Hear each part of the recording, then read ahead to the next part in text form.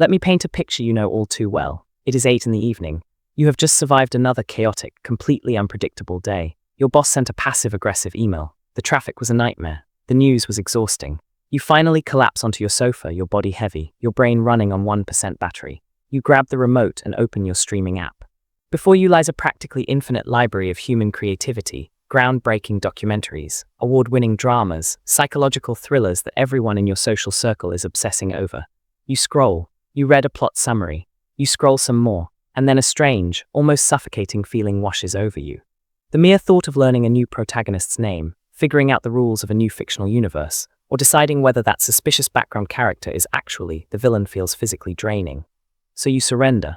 You bypass millions of dollars of brand new entertainment, navigate straight to your watch it again list, and press play on the exact same episode you have already seen 20 times. You know every punchline before it lands. You know exactly when the romantic leads will have their first kiss. You know the ending to the exact second. And yet, as that familiar theme song begins, your shoulders drop, your breathing slows. A deep, biological sense of relief washes over your entire nervous system. But almost immediately, a tiny voice of guilt creeps in. You tell yourself you are being lazy, stubbornly stuck in the past, wasting your precious free time on old memories instead of expanding your cultural horizons. Your friends tease you for watching the same movie every weekend. The recommendation algorithm has completely given up on you. You feel trapped in a loop of digital nostalgia. So why do the vast majority of adults fall into this exact same repetitive pattern? Why do we consistently choose the predictable over the spectacular and the unknown?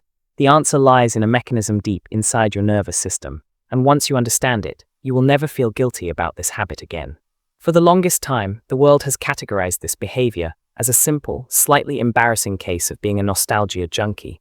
We assume that people who constantly replay old media are just running away from the present, desperately clinging to a simpler time.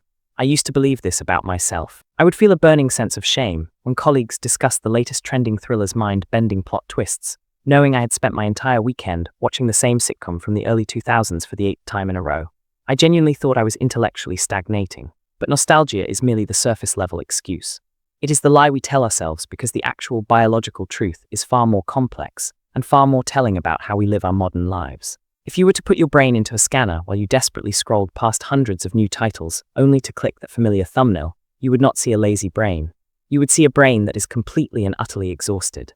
And to understand why your television has quietly become your life support system, we have to talk about a silent epidemic destroying your mental energy every day, long before you ever pick up the remote. Every morning you wake up with a finite biological budget of decision-making power.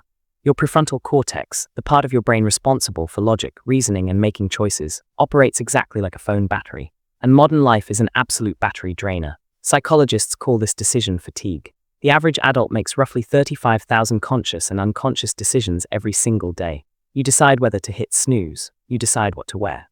You analyze the tone of your boss's email and carefully choose every word of your reply. You navigate traffic, calculate distances, and manage dozens of small social calculations before lunch. By the time you sit on your couch, your prefrontal cortex is depleted. You are running on empty. Now imagine holding that remote and staring at a brand new, highly recommended series. Society says watching it should be relaxing, but your depleted brain looks at that new show and screams in terror because it knows the truth. Watching a new show is not relaxing at all. It is a demanding cognitive task. You have to learn 10 new characters, analyze their expressions, memorize the rules of the world they inhabit, and constantly ask yourself whether any given scene is important for later. On top of that, there is the risk of emotional investment. What if you spend 3 hours with a show that ends in a frustrating cliffhanger, or worse, a show with genuinely terrible writing? Your brain, already starving for energy, refuses to take that gamble. The psychological cost of entry is simply too high. But the fear of a bad choice is only half the story. The real secret lies in what happens inside your nervous system the moment those familiar images hit your retinas. This is where a concept called the mere exposure effect comes in, first studied extensively by psychologist Robert Zajonc. The mere exposure effect tells us that people develop a strong preference for things simply because they are familiar. From an evolutionary standpoint, this makes perfect sense. To our ancient ancestors, familiar things were safe things. A familiar plant would not poison you. A familiar face would not attack you. Unfamiliarity in the biological world equaled potential danger. Think about driving through a foreign city in the middle of the night during a rainstorm. Your hands are tight on the wheel, your eyes are darting everywhere, and your heart rate is elevated. You are burning enormous amounts of mental energy just to stay safe. That is exactly what your brain does when it watches a complex new film. Now think about driving down the street you grew up on a sunny Sunday afternoon. You know every pothole, every stop sign. You are in cognitive cruise control. That is what rewatching your comfort show feels like to your exhausted nervous system, and it is not laziness. It is neurological relief.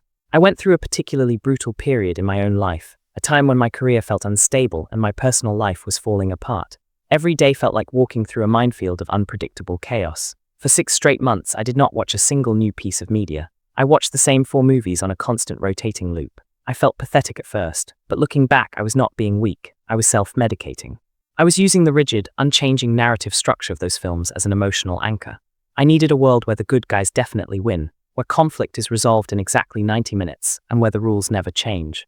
My brain was using that predictability as a weighted blanket for a nervous system vibrating with anxiety. You are doing the exact same thing. You are not avoiding new experiences. You are actively, instinctively seeking out a controlled environment to process real-world stress. You are creating a safe sanctuary where nothing can surprise you, because the real world has already surprised you enough for one day. And here is the most beautiful twist in this entire psychological puzzle. The movie has not changed. The script is identical to the last 50 times you watched it. You might think you are having the exact same experience over and over, but you are not. Something fundamental has shifted, and it is you. When you press play on that episode for the 50th time, you are bringing an entirely different human being to the viewing experience.